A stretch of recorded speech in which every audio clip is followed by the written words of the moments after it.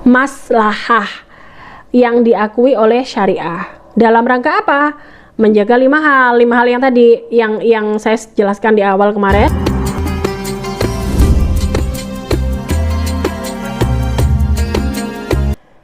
Assalamualaikum warahmatullahi wabarakatuh. Selamat pasisoma, selamat pagi, siang, sore, malam untuk sahabat Suduai, sahabat sukses dunia akhirat ya. Kembali lagi dengan saya Ika Yunia Fauzia di seri kedua tentang maqasid syariah. Pada kesempatan kali ini sahabat Suduai, izinkan saya untuk kita sharing ya, kita belajar tentang tujuan maqasid syariah adalah maslahah. Tujuan maqasid syariah adalah maslahah. Jadi kali ini kita akan belajar tentang maslahah, kemudian kita akan belajar tentang mafsadah itu apa, kemudian kita belajar arti maslahah, pendapat ulama tentang maslahah, ya, kemudian maslahah, pembagian tentang maslahah. Oke sahabat Suduai, sebelum kita menjelaskan ya, sebelum kita berbicara tentang maslahah, maka saya akan menjelaskan terminologi ataupun arti dari maqasid syariah ya menurut beberapa ulama ya. Yang pertama, kalau menurut Imam Al-Ghazali di bukunya Syifaul Ghalil, maqasid syariah itu adalah penjagaan maksud dan upaya syariah, maksud dan tujuan syariah ya, penjagaan maksud dan tujuan syariah itu upaya mendasar untuk manusia bisa bertahan hidup. Jadi menurut Imam Al-Ghazali yaitu penjagaan maqasid syariah itu merupakan satu upaya agar manusia bisa bertahan hidup ya, dengan menahan, dengan menjauhi faktor-faktor kerusakan ya. Jadi lagi-lagi kembalinya ke maslahah ya. Kemudian Imam Syatibi menjelaskan dalam Al-Muwafaqat fi Usuli Syariah bahwa maqasid syariah itu terbagi menjadi dua, yang berkaitan dengan maksud Tuhan, maksud Allah selaku pembuat syariah, dan yang kedua berhubungan dengan maksud mukallaf, hambanya. Kemudian menurut Al-Fasi ya, jadi tujuan syariah adalah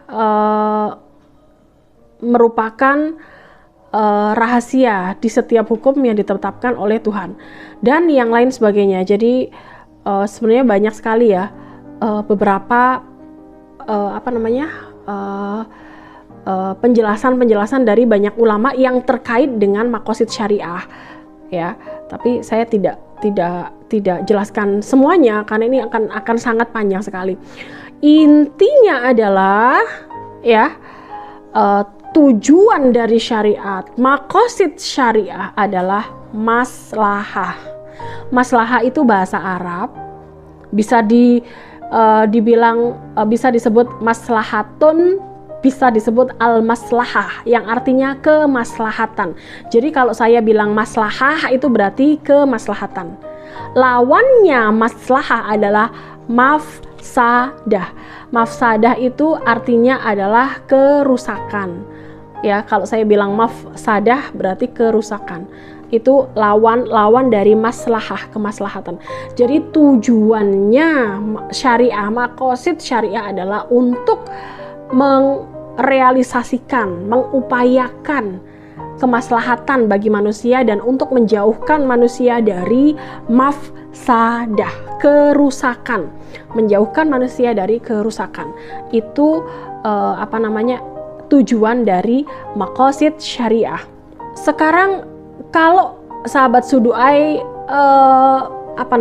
berpikir ataupun kalau kita membahas tentang maslahah dengan mafsadah, maka yang akan keluar di otak kita, otak sahabat Suduai ya, ada satu kaidah yang berbunyi upaya untuk menolak kerusakan itu harus didahulukan daripada upaya untuk mengambil kemaslahatan. Upaya untuk menolak kerusakan itu harus didahulukan daripada upaya untuk mengambil kemaslahatan. Misalnya gini nih, maqasid syariahnya kebijakan sosial ya di era COVID ini misalnya.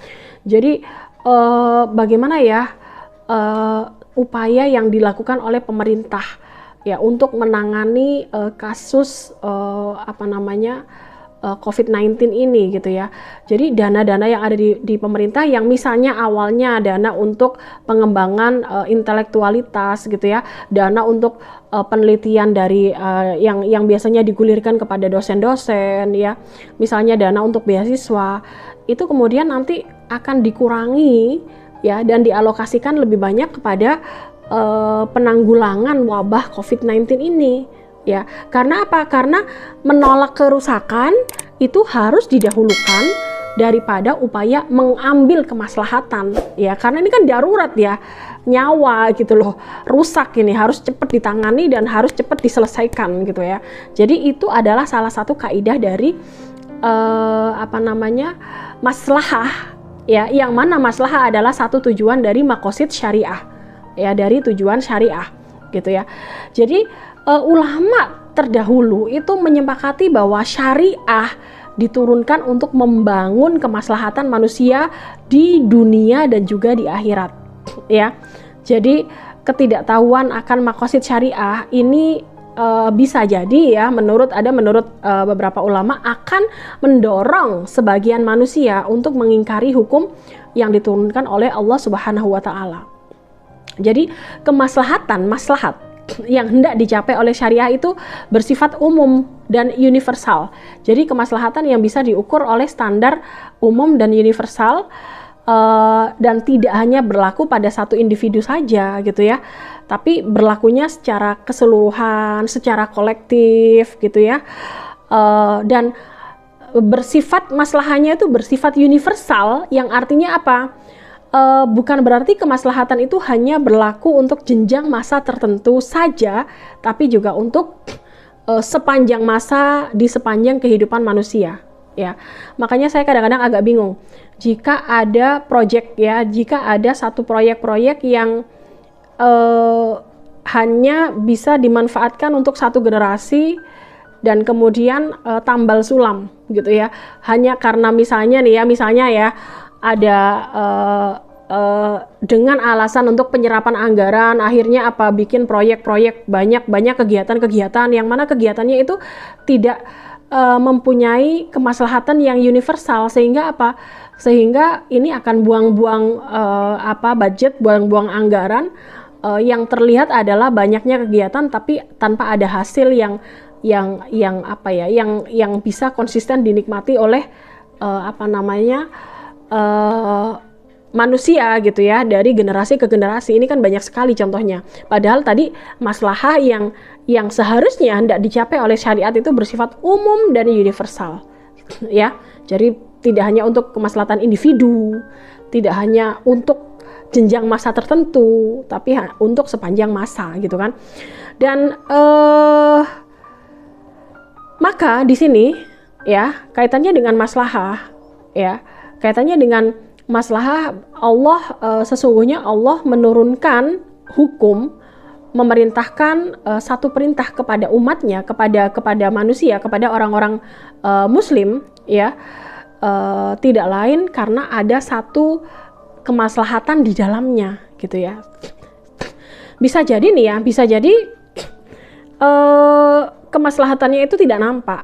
Bukan berarti ketika ada satu hukum tidak kemudian dihukumi tidak ada kemaslahatannya, maka itu menjadi tidak ada kemaslahatannya, tidak. Akan tetapi bisa jadi keterbatasan manusia yang memang tidak bisa menyingkap kemaslahatan dari suatu hukum, ya itu. Ya. Kemudian syariah itu diturunkan ya kemudian untuk dilaksanakan sesuai dengan maqasidnya. Kenapa dilaksanakan sesuai dengan tujuannya? Agar kehidupan bisa tegak, adil ya, agar kehidupan bisa damai gitu ya. Jadi tidak hanya misalnya saya tadi di video yang pertama ya, video yang seri pertama, saya menjelaskan di sana bagaimana ijtihad Umar bin Khattab ketika tidak memotong tangan bagi pencuri yang mencuri lebih dari 1/4 dinar dengan alasan kelaparan ya. Ketika Umar bin Khattab melihat bahwa tujuan potong tangan adalah untuk efek jera ya bagi pelaku pencurian, memberikan efek jera bagi pelaku pencurian. Dan seharusnya orang-orang miskin adalah tanggung jawab negara, tanggung jawab pemerintah gitu ya, tanggung jawab orang-orang kaya gitu ya. Maka di sana Umar bin Khattab tidak mengambil hukum secara tekstual dengan apa yang ada di dalam hadis ya, terkait dengan standar 1/4 dinar dalam batasan yang harus menjadikan seorang pencuri dihukum ya, seperti itu. Jadi memang kalau mengetahui bahwa maqasid syariah itu, tujuan syariah adalah maslahah, maka akan banyak pertimbangan-pertimbangan yang kemudian bisa diambil untuk bisa mewujudkan tujuan dari syariah itu sendiri. Arti maslahah. Nah, sekarang kita menginjak kepada penjelasan tentang arti maslahah. Arti maslahah kalau menurut Jalaluddin Abdurrahman di dalam bukunya Al-Masalih Al-Mursalah ya. Dia mengatakan ya bahwa maslahah adalah segala sesuatu yang mengandung manfaat bagi manusia. Jadi secara bahasa itu sesuatu yang mengandung manfaat bagi manusia itu maslahah ya. Dan makna terminologi ya, maslahah adalah segala sesuatu yang bermanfaat bagi manusia yang dapat diraih oleh manusia dengan cara memperolehnya maupun dengan cara menghindarinya. Jadi memperoleh maslahah itu dengan cara mewujudkan, memperoleh atau menghindari. Misalnya gini,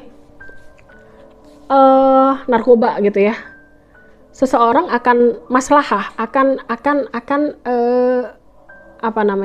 memperoleh kemaslahatan ketika dia menghindari narkoba gitu kan ya, itu. Atau seseorang akan mendapatkan kemaslahatan ketika dia makan 4 sehat 5 sempurna misalnya lah. Itu cara untuk menggapai maslahah ya, menurut Jalaluddin Abdurrahman ya. Kemudian yang bahas tentang masalah sebenarnya banyak ya. Ada Izzuddin Abdussalam ya, atau Al-Is bin Abdussalam ya, orang Mesir ya, ulama Mesir ya.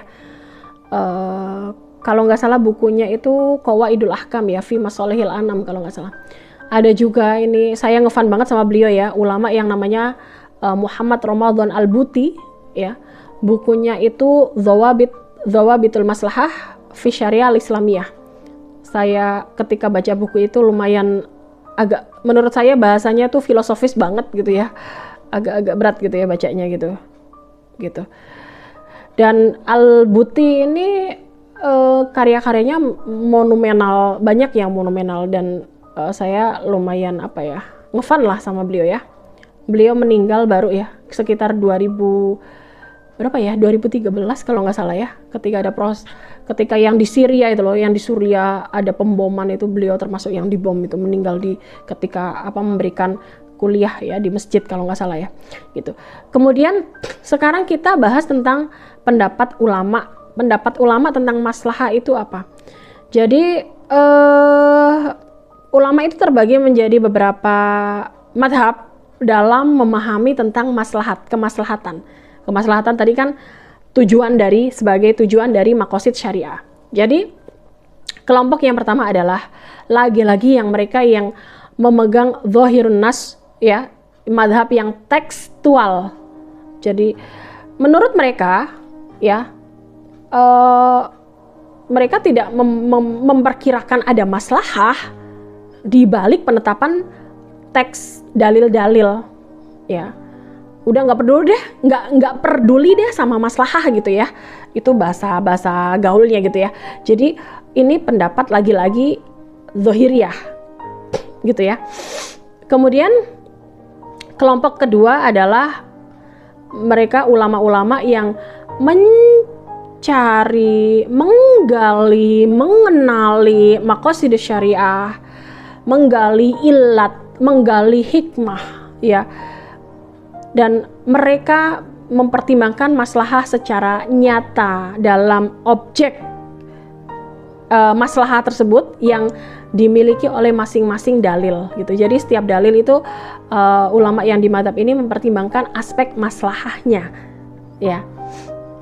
Ya. Kelompok ini memandang bahwa suatu maslahah itu ada ketika ada bukti yang menguatkannya, yaitu dalil yang khusus, sehingga tidak akan tercampur antara hawa nafsu manusia yang mengada-ngada, yang bikin-bikin nih, wis iki dianggap maslahah aja gitu, enggak, sehingga mereka berhati-hati antara tercampurnya hawa nafsu manusia yang menyatakan bahwa ini maslahah ataupun ini memang benar-benar ada maslahah gitu ya, gitu. Jadi maslahah yang hakiki itu harus didukung oleh dalil kalau menurut yang pendapat kedua ini, gitu. Kemudian pendapat yang mazhab yang ketiga yang terkait dengan maslahah menegaskan bahwa semua kemaslahatan adalah termasuk maslahah yang diakui oleh syariah. Dalam rangka apa?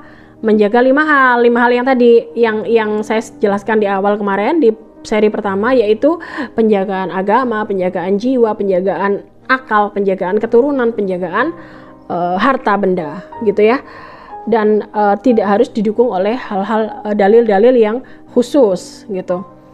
Ya, kemudian kalau menurut Al-Is ya, Izzuddin Abdus Salam ya, di buku Qawaidul Ahkam fi Masalil Anam, ada juz 1 dan juz 2 ya bukunya ya, menyatakan bahwa mewujudkan kemaslahatan dan menolak kerusakan merupakan kewajiban bagi manusia. Namun dalam prakteknya mewujudkan kemaslahatan itu mengalami keragaman, ada macam-macam nih ya. Karena sebagian dari kemaslahatan dan kerusakan itu hanya dipahami oleh para ulama-ulama yang ahli di bidangnya. Karena ini kan berkaitan dengan tata bahasa juga, bahasa Arab, berkaitan dengan kaidah-kaidah usul fikih, kaidah-kaidah fikih ya, berkaitan dengan pemahaman tafsir, pemahaman asbabun nuzul, asbabul wurud, pemahaman teks-teks hadis dan yang lain sebagainya. Jadi memang bisa dipahami tapi oleh ulama-ulama, ilmuwan-ilmuwan yang memang concern di bidangnya gitu ya. Dan keterbatasan manusia terkadang dalam menemukan tujuan dari syariah itu kadang-kadang menurut Izzuddin nih ya, jadi salah paham nih.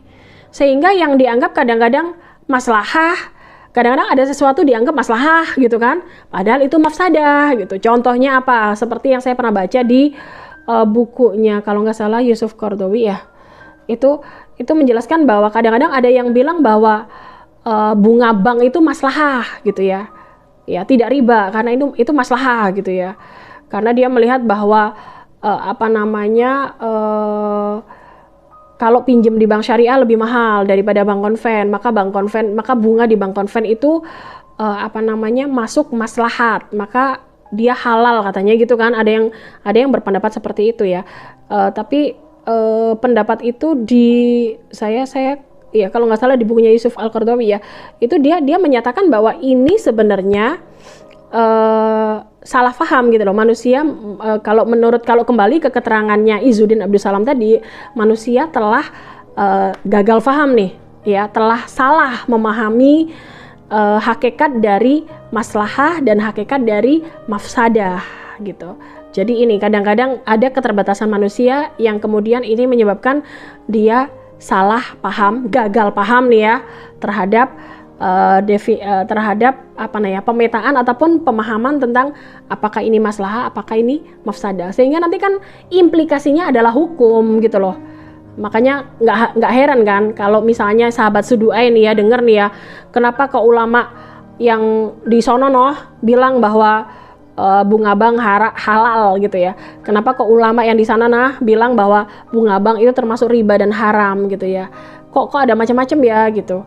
Ya kalian sahabat Sudu'ain jangan bingung, ini berarti apa yang tadi dijelaskan oleh Izzuddin Abdus Salam bahwa keterbatasan manusia kadang-kadang dalam menemukan tujuan syariat ya ini mengakibatkan kesalahpahaman, sehingga terkadang seseorang menganggap bahwa itu maslahat padahal sebenarnya itu mafsadat.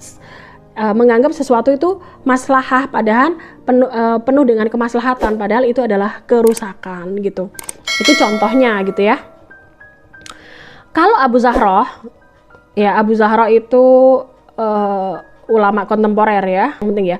Dia menyebutkan bahwa cara mengetahui maslahah itu sebagian telah jelas karena memang ada di dalam individu dan masyarakat, kemudian diuji ya, sehingga manusia bisa dengan baik melihat bahwa ini maslahah yang benar dan ini adalah sesuatu yang hanya dianggap sebagai maslahah yang diada-adakan saja gitu ya. Kemudian pembagian maslahah, ini di sesi yang terakhir tapi panjang nih ya, pembagian maslahah. Pembagian maslahah itu ada tiga bagian. Secara umum maslahah itu ada 3 bagian. Yang pertama nih ya, maslahah yang mu'tabaroh.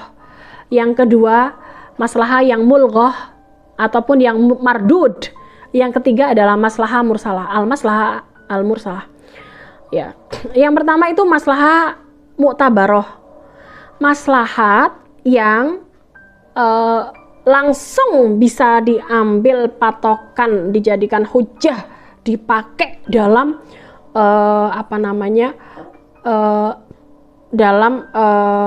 mengambil satu hukum. Karena apa? Karena maslahat ini ada tertulis dalam Al-Quran dan Al-Hadis ya. Jadi maslahatnya ada dalam Al-Quran dan Al-Hadis, jadi langsung bisa dijadikan satu hukum, satu patokan hukum. Yang kedua yaitu maslahat yang mulghah. Ya, mulghah itu yang ditolak, yang dibuang, yang dihapus ya, kemaslahatan tapi yang dihapus. Maksudnya apa? Yaitu kemaslahatan yang tidak ada teks dalam syariah dan ini bertentangan dengan Al-Quran dan Al-Hadis. Dan maslahah ini dihilangkan dan tidak dianggap ya. Karena ini dianggap batil oleh syara. Terkesannya kadang-kadang subjektif, dibuat-buat ya. Misalnya yang tadi saya sebutkan ya, ini ditulis di dalam beberapa kitab juga ya. Contohnya adalah beberapa ulama menjelaskan bahwa bunga bank itu ada maslahat di dalamnya dan itu tidak termasuk riba. Dan menurut ya beberapa ulama bahwa ini adalah termasuk maslahat yang mulghah ya, dari kemaslahatan yang dianggap batil, dianggap dihapus ya, tidak sesuai dengan kemaslahatan gitu. Jadi kemaslahatan yang memang hanya dimanfaatkan, diaku-aku oleh sebagian kecil gitu ya, ataupun yang bertentangan dengan teks, dengan nas, dengan dalil, itu yang dianggap sebagai maslahat mulghah. Kemudian yang ketiga adalah maslahah mursalah. Jadi ketika tidak ada teks yang membatalkan, kemudian tidak ada ketentuan khusus ya, tapi hakikat dari maslahah mursalah itu adalah masuk ke area yang termasuk dalam area maqasidus syariah ya. Dan maslahah ini bisa dijadikan rujukan dalam pengambilan dalil karena banyak berhubungan dengan penjagaan agama. Jadi adanya kemaslahatan yang itu disimpulkan, ditarik dari adanya maksud dan tujuan dari pensyariatan hukum-hukum yang ada sebelumnya, dan ini tidak bertentangan dengan Al-Quran ya, walaupun tidak dituliskan oleh di dalam teks dalil-dalil yang ada, dan ini masuk ke maslahah mursalah gitu ya. Jadi mayoritas ahli usul fikih menerima metode maslahah mursalah ya. Ya, tapi ada beberapa persyaratan gitu ya. Ya, dan ini ada di kajian usul fikih yang terkait al-istislah. Oke, mungkin sampai di sini saja Sumber dari video kali ini ada lagi-lagi di buku saya ini. Barangkali sahabat Suduai mau baca gitu ya, yang lebih lengkap lagi, karena saya kan nggak bisa kalau jelasin semua karena panjang gitu ya, kalau dijelasin satu-satu panjang sekali. Oke, terima kasih. Jangan lupa pesan saya masih tetap aja gitu ya, jangan lupa senyum, syukur, bahagia atas apa yang Anda rasakan hari ini. Dan terima kasih, salam sukses dunia akhirat untuk semua sahabat Suduai. Wassalamualaikum warahmatullahi wabarakatuh.